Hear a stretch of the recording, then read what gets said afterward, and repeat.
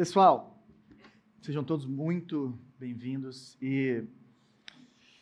Gente, eu lembro do dia que a Bela viu esse lugar. A gente estava saindo do Projeto Sabor de noite e tinha parado o carro aqui embaixo e ela olhou as placas e falou assim, dá para fazer uma igreja aqui. Aí eu falei, Bela, não aguento mais procurar lugar, não aguento mais chegar nos lugares ser muito caro, ou não caber a gente, não ter o nosso perfil. Você quer olhar? Você olha, irmão, porque eu estou fora desse tempo, eu não vou participar desse negócio, não. Aí a Bela, quem conhece ela, sabe que ela é insistente, né? Então ela marcou com o responsável aqui pela locação, esteve aqui, voltou lá para casa e falou assim, amor, você vai ter que ir lá. Porque eu acho que vai ser. E aí nós viemos, trouxemos o conselho da igreja, olhamos e aí falamos assim, é aqui. E aí começamos a negociar, foram quase 6 meses negociando o preço, olhando a questão de corpo de bombeiros para a lotação de pessoas aqui por causa da escada, né? E projetos, e aí assinamos o contrato, e aí as lutas foram só aumentando, né? E eu lembro das noites que eu acordava, pensando assim, o que vai ser dessa obra? O que vai ser desse tempo? E hoje se tornou tangível para a gente, não é verdade? Hoje nós estamos pisando nisso aqui. O dono daqui veio aqui e ele falou assim, é outro imóvel. E, na verdade, o que a gente está pisando não é numa visão do João, da Bela, da nossa liderança. A gente está pisando num direcionamento de Deus para a gente. O próprio Senhor nos mostrou esse lugar. E isso aqui não é só um espaço físico, né? É um lugar de edificação espiritual das pessoas. É um lugar onde Jesus vai transbordar. E o meu coração hoje, ele transborda de gratidão, porque essa é uma vitória nossa. Quantas pessoas ficaram vendendo coisas lá fora, né? E hoje tem gente também, você pode procurar lá fora, 100% para a nossa obra. Quantas pessoas se esforçaram financeiramente, né? Para que pudéssemos ter esse lugar e fazer o que nós estamos fazendo. Quantas pessoas olharam para uma das coisas que a gente estava precisando e falou assim, não, João, eu vou dar isso para a igreja, eu vou abençoar com isso, eu vou abençoar com aquilo. A gente ficava olhando e falou assim, gente, é Deus, só pode ser Deus. Porque, né, essas luzes, várias coisas que você está vivendo, vendo e tocando, Deus colocou no coração de uma pessoa para que ela pudesse abençoar. Então, da menor oferta até as maiores ofertas, é o Senhor. A gente se mobilizou, fez jantar japonês e tudo mais, e nós vamos fazer mais, que ainda tem mais boleto para pagar, né, gente? Está chegando aí mais algumas coisas, né, bazar e tudo mais, mas a tendência natural nossa é de sentir orgulho, né? E a gente olhar e falar assim, uau, olha o que nós fizemos. Ou olha como nós somos bons, ou olha como nós conseguimos chegar até aqui e fazer essas coisas. E eu orando por esse tempo nosso aqui, eu fiquei pensando que muitas vezes a gente tem grandes conquistas nas nossas vidas e a gente começa a adorar a criação mais do que o Criador, a obra mais do que o dono da obra, né? O templo mais do que o Senhor do templo. E aí eu fiquei pensando, como que a gente pode celebrar isso dando glória a Deus? Como que a gente pode evitar que esse prédio ele seja um fim em si mesmo? Porque o problema das igrejas que morrem são igrejas que deixam de ser um movimento para se tornar um monumento. Então, o prédio está acima das coisas. O que nós sempre fizemos está acima do movimento de Jesus, da palavra de Jesus, de como o mundo está andando, para que a gente possa aplicar a palavra de Deus na vida das pessoas. E aí nós ficamos com um monte de monumentos que eram igrejas, mas que ficaram paradas no tempo e que pararam de ser missionárias no mundo que está vivendo. E quando o movimento vira um monumento, acabou, morreu a igreja, irmão. Aí você vê igrejas centenárias aí, vazias, que hoje eles só têm prédios, mas não tem gente. E como que a gente pode evitar isso? Aí eu lembrei de um momento que Davi está no final da sua vida, é o último capítulo, citando aí a vida de Davi, está lá em 1 Crônicas, do capítulo 29, é uma oração que ele faz, assim, a última oração registrada dele. E eu queria que a gente orasse e lesse e refletisse nela hoje, para que o Senhor possa falar nos nossos corações. Então, 1 Crônicas 29, 10, está escrito o seguinte: Então Davi louvou o Senhor na presença de toda a comunidade. Ó Senhor, Deus de nosso antepassado Israel, louvado sejas para sempre. Ó Senhor, a ti pertence a grandeza, o poder, a glória, a vitória e a majestade. Tudo o que há nos céus e na terra é teu, ó Senhor. E este é o teu reino. Tu estás acima de tudo. Riqueza e honra vêm somente de ti, pois tu governas sobre tudo. Poder e força estão em tuas mãos, e cabe a ti exaltar e dar força. Ó nosso Deus, damos graças e louvamos teu nome glorioso. Mas quem sou eu? E quem é meu povo, para que pudéssemos te dar alguma coisa? Tudo o que temos vem de ti, e demos apenas o que primeiro de ti recebemos. Somos estrangeiros e peregrinos na terra, como nossos antepassados antes de nós. Nossos dias na terra são como uma sombra, passam rápido e deixam, sem deixar vestígio. Ó Senhor, nosso Deus, até mesmo estes materiais que juntamos para construir um templo em honra ao teu nome santo vêm de ti. Tudo pertence a ti. Eu sei, meu Deus, que examinas o nosso coração e te regozijas quando nele encontras integridade. Tu sabes que fiz tudo isso com boas intenções e vi teu povo entregar ofertas voluntariamente e com alegria. Ó Senhor, o Deus de nossos antepassados, Abraão, Isaque e Israel, leva teu povo a sempre desejar te obedecer.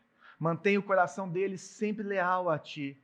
Dá a meu filho Salomão o desejo sincero de obedecer a todos os teus mandamentos, preceitos e decretos, e de fazer todo o necessário a fim de construir este templo para o qual realizei estes preparativos. Então Davi disse a toda a comunidade: louvem o Senhor, seu Deus. E toda a comunidade louvou o Senhor, o Deus de seus antepassados, e eles se prostraram e se ajoelharam diante do Senhor e do Rei.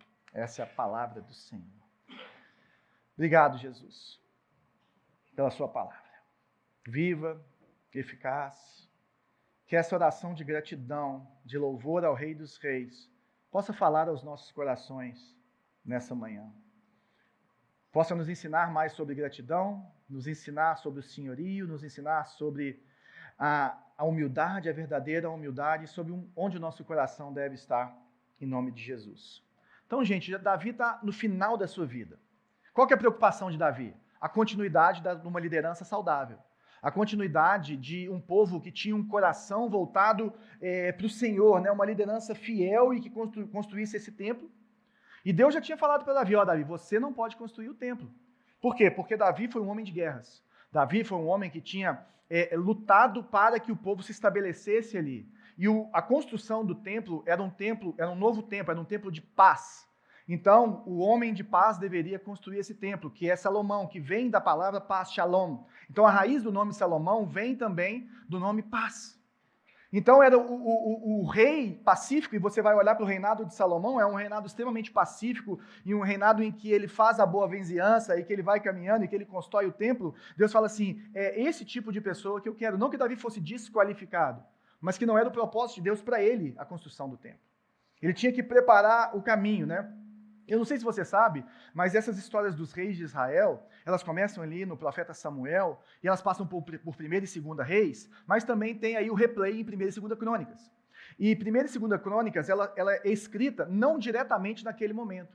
1ª e 2ª Crônicas é escrito 500 anos depois do que aconteceu.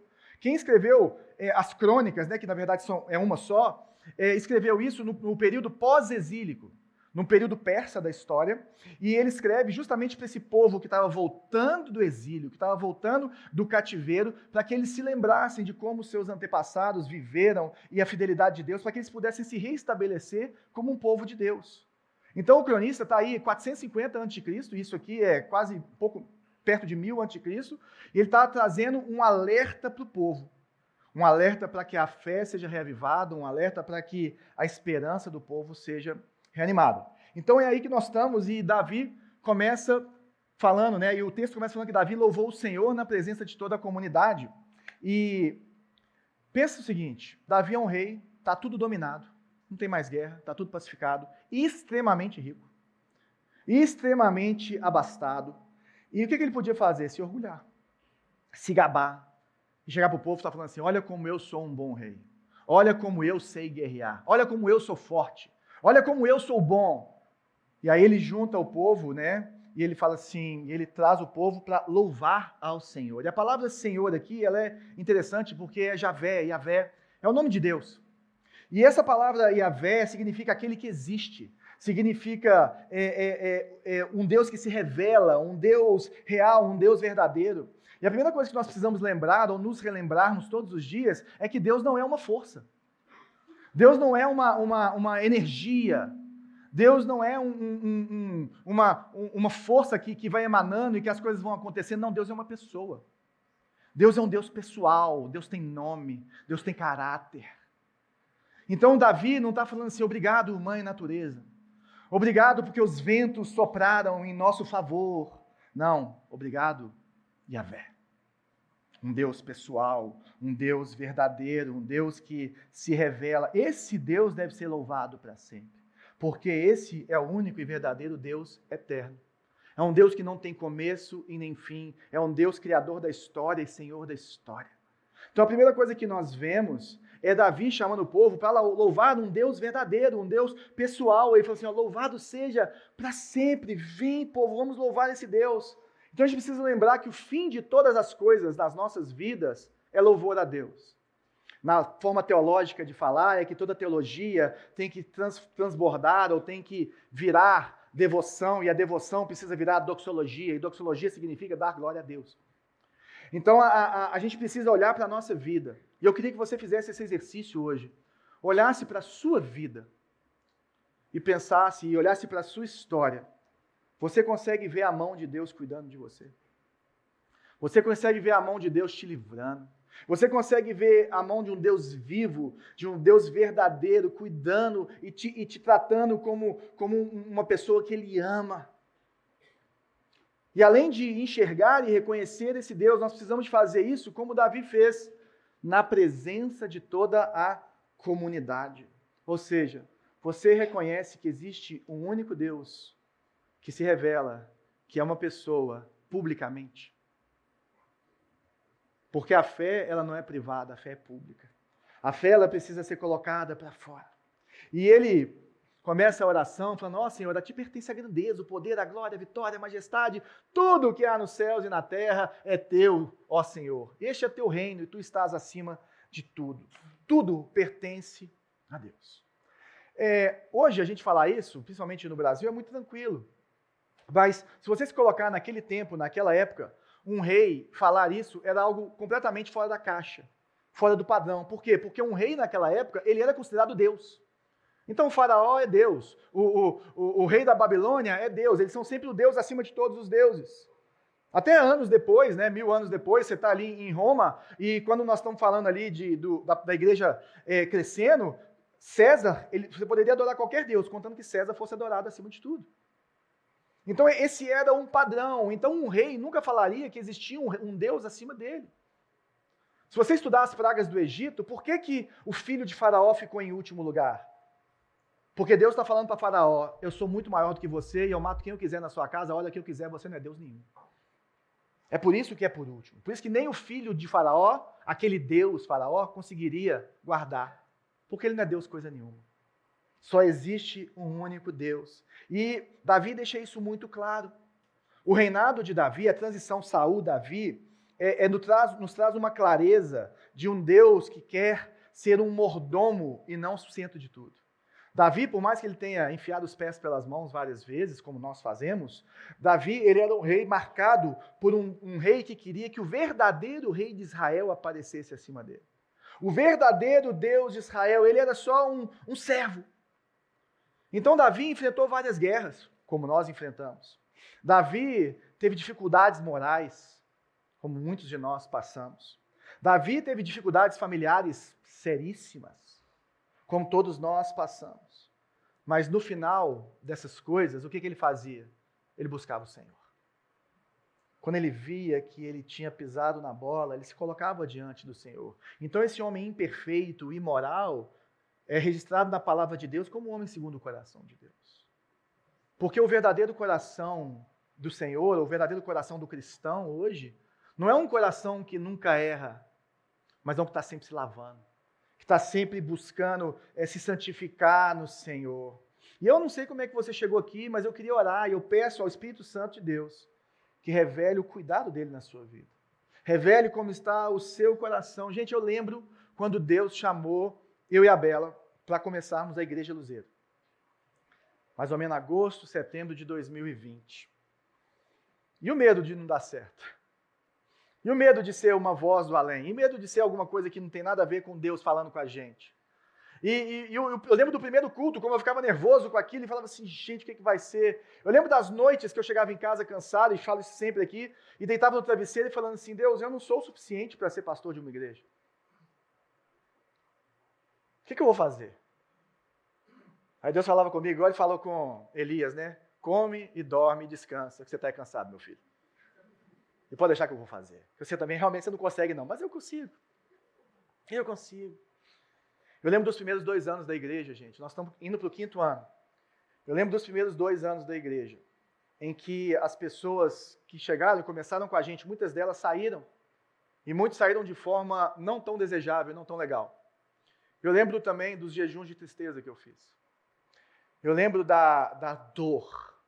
Eu lembro da gente chorando no conselho por várias feridas que nos fizeram. Eu lembro das pessoas que olharam nos nossos olhos e falaram que isso aqui não era de Deus. E que a nossa visão era uma furada. Literalmente falando que nós éramos um avião em chamas, em pleno voo, que a gente não sabia como consertar. Eu lembro como isso bateu no nosso coração. Eu lembro como nós buscamos o Senhor. Eu lembro que nós olhamos para o Senhor e com a visão questionada, buscamos pastores amigos, Lucão está aqui, é um deles, para nos aconselhar. Buscamos oração, jejuamos, meu irmão, e Deus falou, continua, e nós nos juntamos ali no conselho da igreja, os líderes da igreja, e vimos, vamos continuar. Porque daqui a alguns anos nós vamos saber se isso aqui foi de Deus ou não. E hoje nós estamos pisando num dia que muda a nossa história. Hoje a Luzeiro deixa de ser uma igreja em plantação, uma igreja que está começando, para entrar no período inicial do seu amadurecimento como igreja. Agora é tempo de amadurecer, é tempo de crescer, é tempo de fortificar, é tempo de desenvolver melhor a nossa liderança. Então, a partir de hoje, é um novo tempo para a Luzeiro. Nós não somos mais aquele bebê que qualquer vento pode matar. Eu falava, Bela, no meio da pandemia, né, Bela, se eu morrer, o que vai ser dessa igreja, Bela? Não dá para segurar, não, Bela. Tipo assim, é Deus que faz, né? Tipo assim, trouxa. Mas estou abrindo meu coração para vocês. E aí, Davi continua falando, olha, a riqueza e honra vêm somente de ti. Tu governas sobre tudo, poder e força estão em tuas mãos, e cabe a ti exaltar e dar força. Gente, pensa Davi, as guerras que ele passou. Pensa Davi, as derrotas que ele teve quando ele não buscou o Senhor. Pensa Davi, as vezes que ele viu que quando ele andou longe do Senhor, as coisas aconteciam, ele olha para trás e fala assim, cara, tudo que eu tenho, tudo que eu sou, vem do Senhor, e Ele que governa a minha vida, Ele que governa o povo de Israel, na verdade. E eu não sei se você sabe, no começo desse capítulo, não dá para ler tudo, porque é muito grande, né? Mas no começo desse capítulo ele fala de valores que foram colocados ali, de ouro, prata, e se você fizer um estudo, mais ou menos, nós estamos falando aí de pelo menos 4 milhões de dólares, 4 bilhões de dólares, mais ou menos 20 bilhões de reais para fazer um templo. Só de Davi, fora do povo. Imagina, gente, o que deixava uma nação orgulhosa e o que representava uma nação forte? Poderio bélico, não é verdade? E riqueza, tutu, money, la plata, dinheiro. E Davi tinha isso tudo, ele pega grande parte dessa riqueza da nação e enfia tudo num templo. E constrói um templo que Deus deu para ele a planta, e vai, né, fala para Salomão construir. E então ele olha para isso, e a gente precisa pensar por que um rei investiria tanto dinheiro nisso. E a primeira coisa que a gente vê é que Davi sabia que toda a riqueza acumulada não veio dele, veio do próprio Deus. A primeira coisa que ele entendia é que tudo que estava nos cofres reais não pertenciam a ele, existia um Deus por trás dele que abençoava a vida dele. Ele sabia que a verdadeira generosidade e serviço não nascem de um senso de dever, mas de um coração cativado pela grandeza e pela glória de Deus.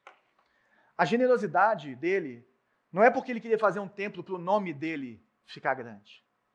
Ele queria fazer um templo para que a presença de Deus fosse conservada.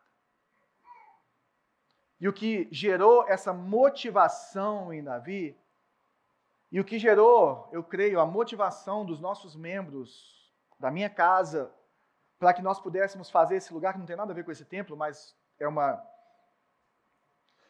conversa sobre isso, não é que a gente queria fazer Deus nos aceitar.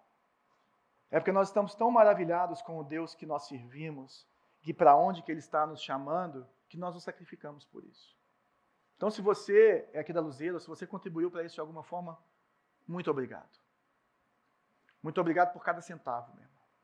Muito obrigado por cada oração. Porque nós não fizemos isso como religiosos que queriam ser aceitos por Deus. Nós estamos fazendo isso porque nós acreditamos que Deus tem mais para a gente. Porque nós acreditamos que é por meio desse lugar bonito que as crianças ficam maravilhadas, vai ficar muito melhor ainda. Mais e mais pessoas vão poder ser inspiradas a seguir Jesus. Como eu falei no primeiro culto da obra, isso aqui é uma bacia e nós vamos lavar os pés das pessoas aqui. Nós estamos aqui para servir, meu irmão. Esse espaço aqui é para servir as pessoas. Eu não sei se você já contribuiu com algum projeto, com alguma igreja, com alguma pessoa, pensando em ficar bem com Deus. Sabe quando a gente dá para Deus olhar para a gente de volta? O que Davi está nos ensinando é que esse não é o caminho. Nós damos, nós contribuímos com a obra de Deus, com projetos, com pessoas, ajudamos pessoas, porque nós amamos a Deus. E nós transbordamos esse amor também por meio das nossas finanças.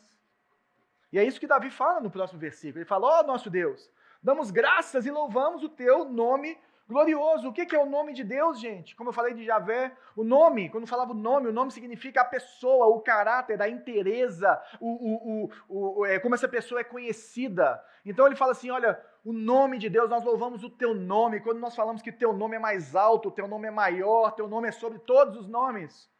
Porque nós estamos falando que Deus é um ser superior, supremo, mais santo, mais lindo, mais belo do que qualquer ser que pode ser criado. Ele está exaltando a esse caráter de Deus. E um outro motivo para ele construir o templo, e é o principal motivo, é que o templo ele simboliza a presença de Deus. Então, até então, eles tinham o tabernáculo de Moisés, e dentro do tabernáculo de Moisés tinha a Arca da Aliança. A Arca da Aliança, feita de madeira, revestida de ouro, tinha dois querubins olhando um para o outro, e ali tinha o propiciatório, onde derramava o sangue, e era espiado o sangue das pessoas, e tinha um vácuo ali, que era a presença de Deus, de um querubim olhando para o outro.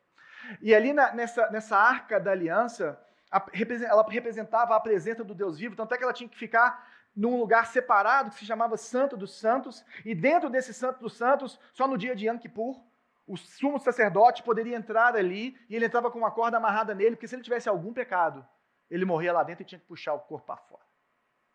Porque ninguém podia entrar na presença de Deus. E se você estudar a história de Davi, a vida de Davi, ela tem uma correlação enorme com a própria Arca da Aliança, ou seja, com a presença de Deus. Saul não estava nem aí para a arca. Saul perdeu a arca para os filisteus. Saul depois deixou a arca num canto.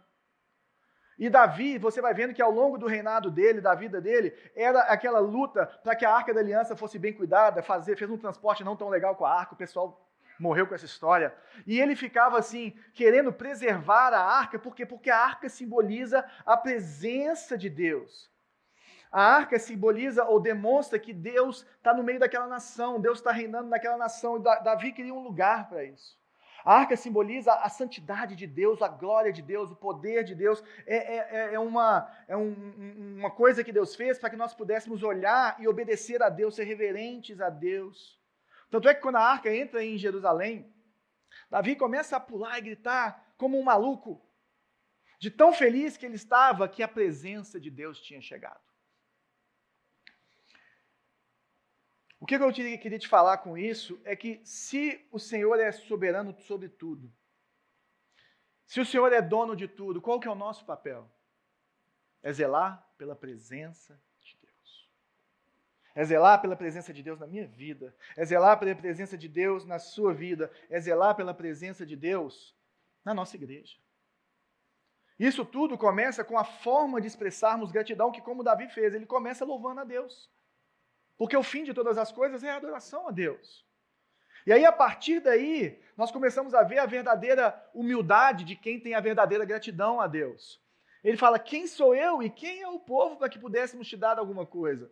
Tudo o que temos vem de ti e demos apenas o que primeiro recebemos de ti. Imagina um rei, como eu falei, falando, quem sou eu? Imagina um rei Davi no final da sua vida, tendo conquistado tudo que ele conquistou, tendo feito tudo o que ele fez, olhando para Deus na frente de todo mundo, falando assim: quem sou eu? Essa é a verdadeira humildade. Porque a verdadeira grandeza de uma pessoa, de um homem e de uma mulher, é reconhecer sua pequenez diante de Deus. E parar de olhar para aquilo que você construiu na sua vida e se achar melhor do que os outros, e se achar melhor do que tudo, e se achar dono da verdade, dono do mundo, dono das riquezas.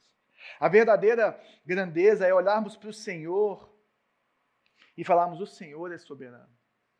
Ele fez isso na minha vida. E quando nós olhamos para a nossa história, quando olhamos para nossas riquezas, quando olhamos para a nossa família, quando olhamos para a nossa casa, quando olhamos para tudo que conquistamos, nós precisamos nos prostrar, gente. Quantas vezes, ao longo da nossa história aqui na igreja, nossa breve história, né? As coisas aconteceram e a única coisa que a gente podia fazer é nos prostrarmos e esperar a resposta de Deus. Isso chama esperar na soberania de Deus. Fala: Deus, já fizemos tudo. Só resta o Senhor. Só resta o Senhor fazer. Eu não sei como é que você faz, como é que você lida com a sua história. Como é que você faz quando você já fez tudo? Você é como Davi, que reconhece a grandiosidade de Deus, que fala assim: Deus, quem sou eu para conquistar esse contrato? Quem sou eu para abençoar essa vida? Quem sou eu para criar meus filhos no caminho do Senhor? Quem sou eu? E quem é o povo? Quem somos nós? Quem somos nós para olhar para isso aqui e falar assim: foi eu que fiz? Quem somos nós para olharmos para essa generosidade absurda que nós estamos colhendo aqui esses dias e pensar que nós merecemos alguma coisa? Nós não merecemos nada não, gente. Davi continua: ó Senhor nosso Deus, até mesmo estes materiais que juntamos para construir um templo em honra ao teu nome santo vem de ti. Tudo pertence a ti. Ele está falando assim: olha, até os mínimos detalhes, até a luz, até a caixa de som, até o piso, até o ar-condicionado, até a cadeira. Nós temos uma campanha de cadeira, gente, nós arrecadamos 138 cadeiras. Dessas 225 que vocês estão sentados aqui hoje. Isso vem da generosidade de pessoas que escolheram honrar a Deus com seus bens. Na semana passada, e a gente tem falado sobre o chamado de Deus, terminamos essa série semana passada, e acaba esbarrando no dinheiro, que é um lugar difícil de falar para a gente, porque, né, sabe como é que é? E eu falei uma coisa na semana passada, ou na retrasada, não sei, que nós precisamos de também averiguar a nossa devoção a Deus pelo extrato do banco e o cartão de crédito. Porque quando você olha como você cuida da sua família, como você cuida dos seus funcionários, até a respeito de salário, benefícios, como que você lida com os bens da empresa que você trabalha, nós precisamos pensar se nós estamos honrando a Deus ou não com isso. Se nós estamos honrando a Deus com os recursos que Ele colocou nas nossas mãos. Porque às vezes você vai olhar para o seu extrato bancário e muitas vezes você vai ver um egoísmo seu em relação aos seus familiares. Ou você vai olhar para o seu extrato bancário e vai falar assim: poxa, eu contribuí com tudo, menos com a obra de Deus. Se nós damos honra a Deus, o nosso dinheiro sente esse cheiro também. O nosso bolso vai. Por quê? Porque tudo pertence a Deus. Porque nós somos mordomos. E o principal aqui, gente, é você lembrar que você se esforça muito, trabalha duro, não é verdade? Você tenta fazer as coisas do melhor possível, mas no final da história, meu irmão, tudo vem de Deus. Tudo vem de Deus. E ele reconhece isso falando uma outra coisa que é muito viva no Novo Testamento, com Pedro, com Paulo, né? Falando que nós somos estrangeiros e peregrinos na terra, como nossos antepassados antes de nós. Nossos dias na terra são como uma sombra, passam rápido sem deixar vestígio. Peregrinos e estrangeiros. Ele está falando que nós somos desse mundo, nós somos mineiros, nós somos brasileiros. Mas se você está em Jesus, você tem uma pátria que está acima disso. Você tem uma pátria eterna, você tem uma casa eterna, você tem um reino eterno, que você não é mais desse mundo. Então você precisa viver, e eu preciso viver, como uma pessoa que é estrangeira, que cuida bem das coisas, que zela pelo bem dessa cidade, que zela pelo crescimento e florescimento da nossa sociedade.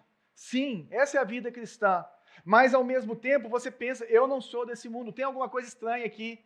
Eu não me encaixo no modus operandi da vida desse mundo. E ser peregrino também é você entender que existe uma eternidade por vir, como nós cantamos na última música. Existe um rei dos reis a se revelar que vai reinar eternamente. E muitas vezes o nosso principal, ou o nosso coração está focado naquilo que a traça corrói, naquilo que vai ficar, que é importante, deixar uma herança, deixar as coisas até Jesus voltar, vai funcionar. Mas o que nós aprendemos com Davi, o que nós aprendemos quando olhamos para a Bíblia como um todo, é que o nosso maior investimento é naquilo que nós vamos levar para a eternidade. E aí eu te pergunto, o que você vai levar para a eternidade? A única coisa que você leva para a eternidade são as pessoas que também aceitaram Jesus. E as pessoas que você impactou e que foram impactadas por outros cristãos. Essas vão estar juntos com você no reino eterno do Senhor. Existe uma parábola do mau administrador que Jesus conta, uma das parábolas mais difíceis de se interpretar. E o que ele está falando basicamente é o seguinte, olha, use toda a sabedoria desse mundo e todo o dinheiro que você tem para poder levar a gente para o céu. É isso que ele está falando ali. Use todos os seus recursos, tudo que você tem, para que mais e mais pessoas possam viver na eternidade. Porque no final da história, daqui a 100 anos, daqui a 200 anos, meu irmão, o carro que você dirigiu, a cama que você dormiu, não vai fazer diferença. O que vai fazer diferença é se você conheceu ou não o autor da nossa fé. É se você conheceu ou não Jesus Cristo. É se você realmente viveu para Ele, encontrou com Ele, se a salvação marcou a sua vida. E aí, por isso que ele fala, ó, nós somos como uma sombra, nós passamos rápido sem deixar vestígio. Se Davi, que nós estamos falando dele hoje, fala isso, imagina eu e você. Eu acho que nós somos menor que Davi. Nós não somos desse mundo, gente. E por último, o coração. Eu sei, meu Deus, que examinas o nosso coração e te regozijas quando nele encontras integridade. Tu sabes que fiz tudo isso com boas intenções e vi teu povo entregar ofertas voluntariamente com alegria. Davi sabe que o prédio que representa a presença de Deus, o prédio da Arca da Aliança, por mais glorioso que seja, só iria ou deveria ficar de pé se o povo se mantivesse íntegro. Se o povo continuasse olhando para o autor e consumador da fé deles. Senão, aquilo lá ia virar um monumento, como virou, e como o autor de Crônicas estava escrevendo para aquele povo que viu o templo ruir, que viu o templo acabar, e que aí estão ali, naquele momento ali de Neemias, para reconstruir essa história, para refazer esse lugar de habitação do Senhor. Então, o que Davi está trazendo para a gente é, primeiro, que Deus estava aprovando a oferta daquele povo porque eles fizeram com o coração certo. A questão não é só fazer o bem, mas é por que você faz o bem. É se o bem que você faz vem de um lugar de gratidão ao Senhor. Vem de um lugar de transbordar a vida de Deus em você. Vem de um lugar de exaltação ao Senhor. Porque o perigo, no final da história, não é o prédio vazio, são os corações vazios. No final da história, são os corações que começam a ser cativados pelas coisas deste mundo, pelas paixões dessa vida, e começam a colocar Deus em segundo, em terceiro, em quarto, em quinto. E o que Davi está fazendo no final dessa oração? Ele está orando pela continuidade disso. Mas ele não está pedindo assim, olha, mantém meu filho bombando, rei das nações, mantém o nosso reino o maior do mundo. Ele fala assim, não, Deus, mantém os corações cativos a Ti. Mantém os corações das pessoas, lembrando dos nossos antepassados, e que esse povo sempre deseje Te obedecer. Mantém o coração deles sempre leal a Ti. Gente, as coisas, o prédio, a obra, não é nada sem a presença de Deus. Nada. Por isso que o próprio Davi falou assim, se você tirar de mim a tua presença. A minha oração é que nesse novo tempo de amadurecimento da nossa igreja, esse novo tempo da Luzeiro, esse novo tempo desafiador que nós estamos começando a viver a partir de hoje, seja um tempo em que nós nunca deixemos de desejar obedecer a Deus, de termos um coração íntegro diante dele. Só que isso não é só o João, porque a igreja somos nós. Às vezes você está me visitando aqui, tem vários amigos que visitam pastores e líderes. Meu irmão, a minha oração é para que você, minha irmã, para que você continue com o seu coração íntegro diante do Senhor, porque é isso que vai fazer a diferença na igreja que você está plantado. A sua lealdade ao Senhor, estar com os ouvidos abertos para ouvir a voz dele e seguir, meu irmão. Que você seja como Filipe, que estava na cidade e estava tudo bombando, e um avivamento maior, e Deus fala para ele assim, vai para o deserto, e ele vai para o deserto. Eu não sei se você sabe, mas quando Deus nos chamou para vir para cá, eu estava no auge do meu ministério. Estava tudo certo. Os jovens não paravam de crescer, o infantil tinha uma equipe absurda, Dream Team, maravilhoso. Crianças não paravam de chegar na nossa igreja. Relacionamento incrível com o pastor Neif, que falou que vai estar aqui hoje à noite, e vou pedir para ele orar por nós também. Relacionamento maravilhoso, é um dos caras que eu mais admiro na minha vida, um dos pastores mais íntegros que eu conheço na minha vida, que eu tive o privilégio de caminhar lado a lado com ele durante 7 anos e que transformou a minha vida, o meu ministério e a minha família. E eu honro a vida dele aqui, porque a Luzeiro tem muito do coração do Neif, que ele nos ensinou a ser igreja de verdade. Em outros lugares você aprende como não ser igreja. Com o Neif eu aprendi o verdadeiro coração da igreja. A verdadeira humildade de um homem de Deus. E estava tudo ótimo. Eu achava que o meu futuro era na comunidade somente. E Deus fala com a gente, sai. Eu já tinha saído de uma igreja antes, gente. E dói muito. Machuca os corações, rompe relacionamentos. As pessoas não entendem. E igreja é família. Estava conversando ontem com um casal que chegou aqui, tem pouco tempo, dessa dificuldade de você se sentir família numa igreja nova. É muito difícil, porque relacionamentos são construídos. E igreja é relacionamento, não é você vir aqui, sentar e ir embora. Isso não é igreja. Isso é ser inspirado, isso é o começo das coisas, mas não é o fim das coisas. E a gente é chamado, e eu falei assim, Deus, mas agora que o avião está começando a decolar, Deus, na hora que acabar essa pandemia, esses jovens aqui vão estourar, nós vamos ficar lotados de jovens aqui, as crianças vão bombar, não sei o quê. Deus falou assim, você vai ter que fazer outro avião, meu irmão, porque esse avião aí, esse pessoal vai tomar conta. Ele está tomando conta.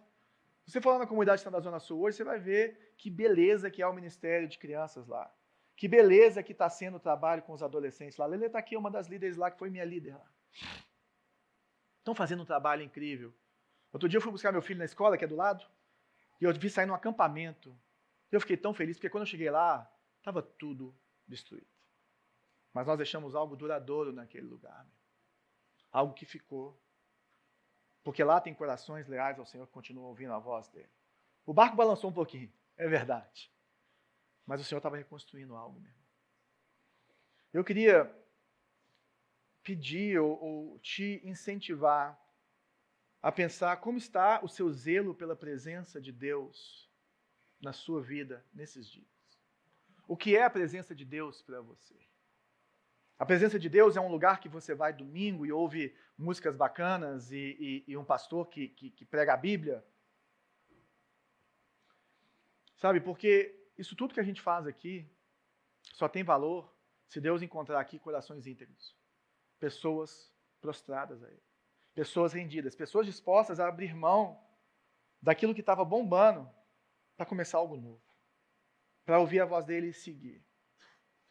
E é interessante, para a gente terminar, que o templo de Salomão, o templo que Davi projetou, é um templo magnífico, maravilhoso, incrível, mas ele é uma sombra. Ele é uma sombra. O templo, ele simbolizava a presença de Deus, o templo, ele era o céu na terra. Então, onde que o céu encontrava a terra, era dentro do templo. E as coisas se encontravam, mas aí Deus faz uma coisa nova. E Ele mostra que isso é uma sombra, porque um dia esse Deus encarnou. E um dia esse Deus se fez carne e Ele virou e falou que Ele é o verdadeiro templo. Que Ele que realmente traria a habitação de Deus, que Ele é Emanuel, o Deus conosco, Ele é Jesus. Olha o que Jesus falou. Pois bem, respondeu Jesus, destruam este templo em 3 dias e eu o levantarei. Ele disse, Foram necessários 46 anos para construir este templo, e você reconstruirá em 3 dias. Mas quando Jesus disse este templo, estava se referindo ao seu próprio corpo. O que Jesus está falando dos 3 dias é que ele ia morrer em nosso lugar. É que ele ia se entregar na cruz para que o nosso acesso a Deus pudesse ser refeito. Para que eu e você pudéssemos experimentar de verdade céu na terra. Para que nós pudéssemos então virar o templo do Espírito Santo. Então Jesus, ele abre esse espaço, ele abre o caminho pela cruz do Calvário, mas hoje o templo de verdade são as pessoas. Nós não vamos chamar isso aqui nem de igreja, nós chamamos isso aqui de espaço luzeiro. Porque nós queremos deixar claro que a igreja somos nós. Nós queremos deixar claro que o que importa é o povo que se reúne aqui. E que se a gente não puder reunir aqui mais, nós vamos reunir num cemitério, meu irmão, mas vai ser a mesma igreja. Porque é o mesmo povo. É o mesmo povo que se reúne. Então, nesse dia importantíssimo, um marco nas nossas vidas, a minha oração, para você que está nos visitando, para você que é da nossa igreja, é que você viva na presença do Senhor. É que você possa viver com a verdadeira gratidão, como um verdadeiro mordomo. Que você olhe para a sua vida, lembrando que existe um autor e consumador da nossa fé, que é Jesus Cristo, que morreu na cruz, que é o verdadeiro templo, e que veio habitar entre nós. E quando ele ressuscitou, os discípulos fizeram de tudo para segurar ele. Eles falaram assim, o que vai ser da gente? E ele falou assim, se eu não subir, o Espírito não pode descer. Porque o Espírito Santo em nós é Cristo em nós. Ele é a esperança da glória. Ele precisava subir para que para você encontrar com Jesus, você não precisasse de ir para Jerusalém ou ir para onde Jesus estivesse. Jesus está de férias lá em Bali, vamos embora todo mundo para Bali ver Jesus. E não sei o que, não, ele falou assim, eu vou subir, porque a partir desse momento que eu subir, o Espírito Santo desce, e você vai ver Jesus quando você entregar a sua vida para Ele, você vai ver Jesus quando qualquer cristão passar pela sua vida, e se ele estiver com um coração íntegro e leal ao Senhor, você vai ter uma sombra do que é a presença de Deus. E é isso que vai transformar o mundo. Porque a igreja local é a esperança do mundo, meu irmão. Você pode fazer ONG, você pode fazer o que for. Mas é a igreja local que traz a salvação. É a igreja local que traz o discipulado. É a igreja local que preserva a verdade de Deus e a palavra de Deus ao longo dos séculos até que Jesus volte. Esse é o papel da igreja, esse é o meu papel, este é o seu papel. E se você está aqui nessa noite, ou nessa manhã, e ainda não entregou sua vida para Jesus, eu queria falar para você uma coisa. Não existe vida mais satisfatória com sofrimento, com lutas, do que com Jesus. Entregue a sua vida para Ele. E se torne uma habitação de Deus. Se torne alguém que tem a presença de Deus, do Espírito Santo, e que o Espírito fala com você, você se torna uma nova pessoa e você começa a enxergar a vida de uma forma diferente. Você começa a enxergar os bens de uma forma diferente, você começa a enxergar a família de uma forma diferente, você começa a enxergar o seu corpo, a sua sexualidade de uma forma diferente, porque tudo se faz novo, porque o Criador entra em você pelo Espírito de Deus. E isso só acontece por meio de Jesus Cristo. Entregue a sua vida para Ele. E eu queria que nós pensássemos em 3 coisas, que você levasse para casa, no seu coração, 3 coisas. A primeira é que você poderia examinar a sua gratidão. O que você tem feito em primeiro lugar? Você tem louvado a Deus constantemente pelo que você é, pelo que Ele tem na sua vida? Seja lá o que você está passando hoje, você continua louvando a Deus?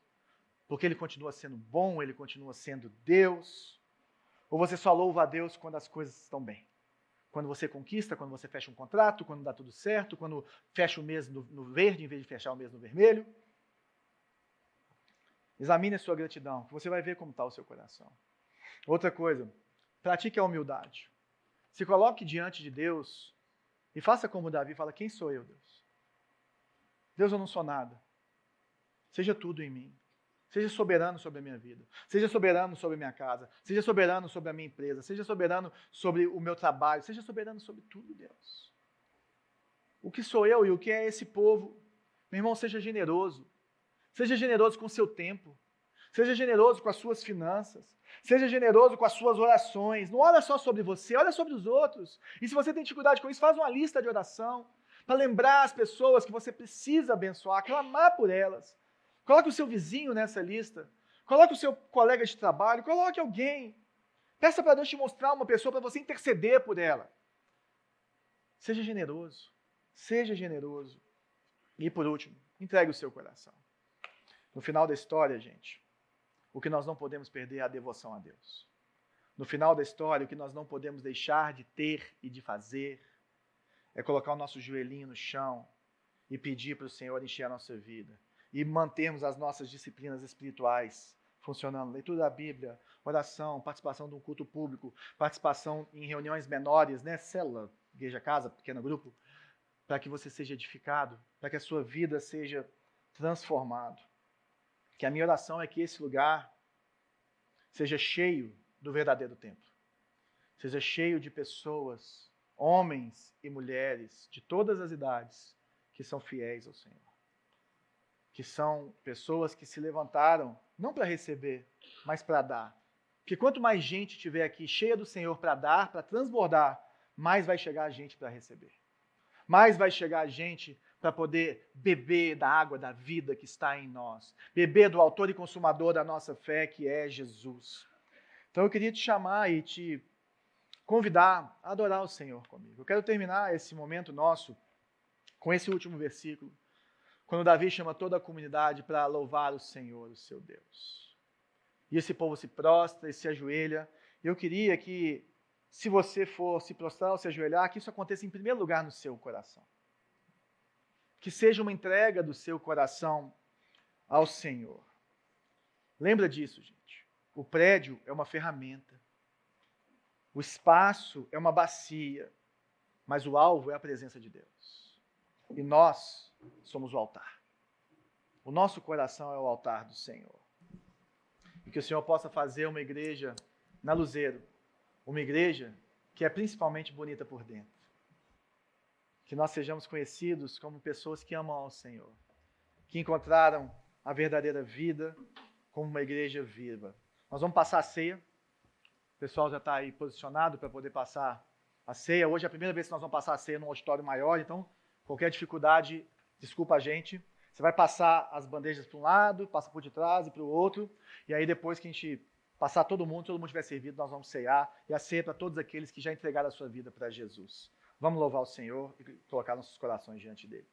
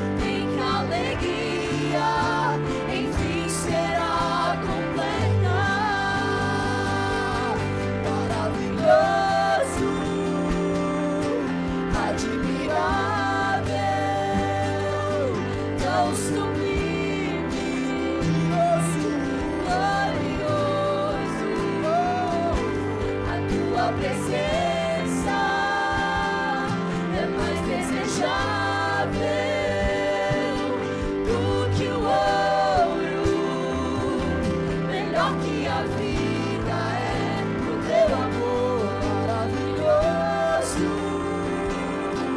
admirável, tão sublime, glorioso, a tua presença é mais desejável do que o ouro, melhor que a vida é o teu amor. Obrigado, Jesus. Melhor do que a vida é o teu amor. Melhor do que a vida é podermos desfrutar do amor do Pai que está em Jesus. Jesus, tu és a imagem exata de Deus. Tu és a exegese do Pai. É o Deus homem, o homem Deus, 100% homem, 100% Deus. Não tem nenhum, não há ninguém como o Senhor. O homem perfeito, Deus perfeito, o servo sofredor. E nessa manhã, nós segurando o pão sem fermento, que simboliza o teu corpo sem pecado na cruz do Calvário, sendo quebrado por nós, sendo moído pelas nossas transgressões. E o cálice, que simboliza o teu sangue derramado, sangue que aparta a ira de Deus. O sangue que traz vida, que derrama, que é derramado sobre nós, que nos purifica, que nos santifica, que nos torna alvos mais do que a neve em relação aos nossos pecados, porque está consumado. Está consumado. Nós não precisamos preocupar mais se nós vamos ou não para o céu. Nós não precisamos preocupar mais se nós estamos à altura de ir para o céu, porque nós sabemos que nós não estamos, mas o Senhor em nós está. E Deus nos olha pelos olhos, pela lente do seu sacrifício. E Ele encontra em nós santidade, beleza, vida. A vida derramada pelo Senhor no Calvário. A vida, o poder de Deus que ressuscitou ao Senhor ao terceiro dia. O templo que foi reerguido entre os 3 dias é o seu corpo. É a sua vida. É o autor e consumador da nossa fé. E nós olhamos para Ti nessa manhã. Quem somos nós para erguer qualquer coisa para o Senhor? Quem somos nós para oferecer qualquer coisa ao Senhor? Mas eu sei uma coisa que o Senhor quer: o nosso coração. E nós nos rendemos a Ti completamente nessa manhã. Obrigado, Jesus, que podemos entrar na presença de Deus, porque o Senhor se entregou por nós. Vamos celebrar a cruz, a morte e a ressurreição de Jesus por meio da ceia.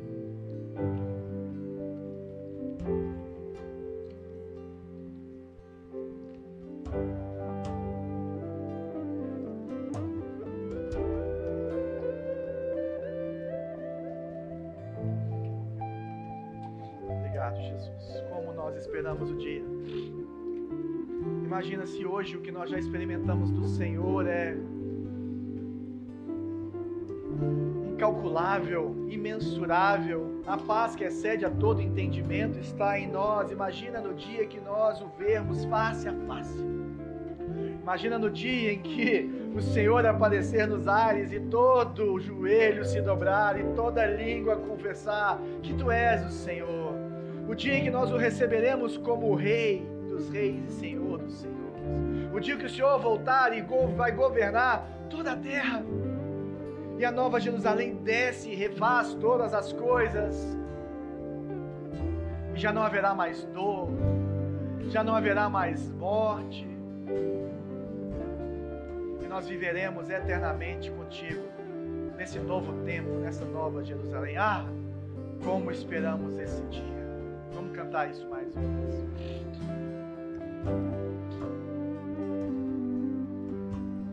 Ah, como espero o dia em que verei a face do meu amado. Ah, como espero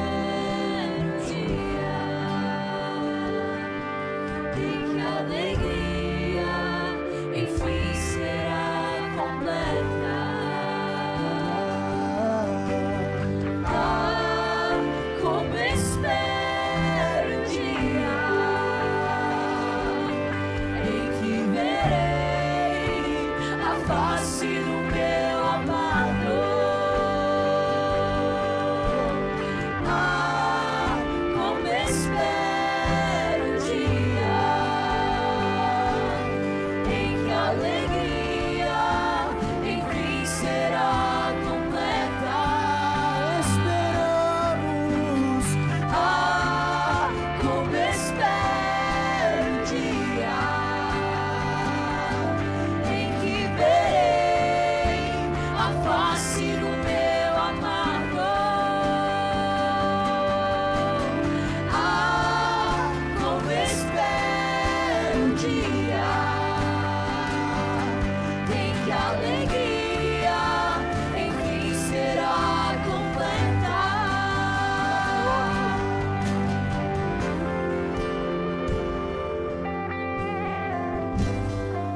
Tão sublime, nós te adoramos. Tu és glorioso, Senhor. Nós desejamos a tua presença, Senhor. Mais do que qualquer coisa, do que o ouro, do que a vida, do que o poder. Melhor que a vida é o teu amor, Jesus.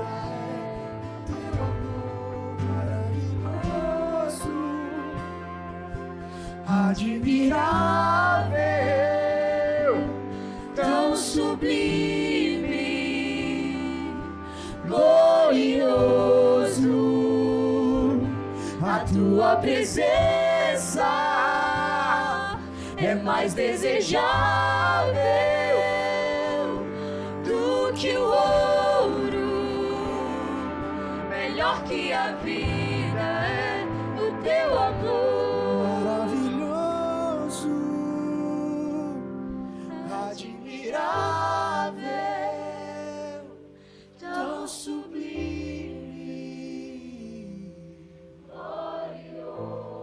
tua presença é mais desejável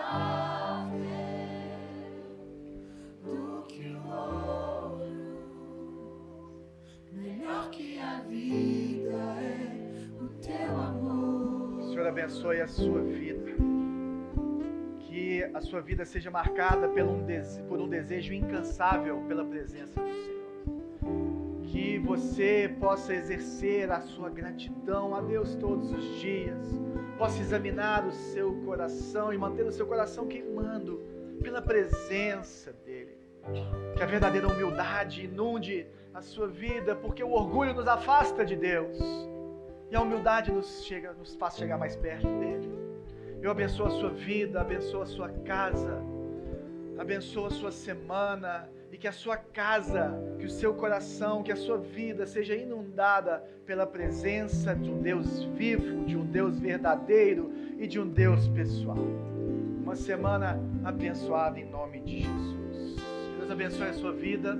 Se você está nos visitando pela primeira vez, passa aqui na sala de vidro e o nosso pessoal vai te dar um presente da nossa igreja. Muito obrigado por nos visitar. Se você está desigrejado, se você veio aqui e não está frequentando igreja nenhuma, volta na semana que vem. A partir do próximo domingo nós vamos rever as nossas essências como igreja. Então é um momento muito importante, muito bom e muito propício para você estar com a gente, conhecer mais de como nós vivemos a igreja e por quê. Deus te abençoe e boa semana.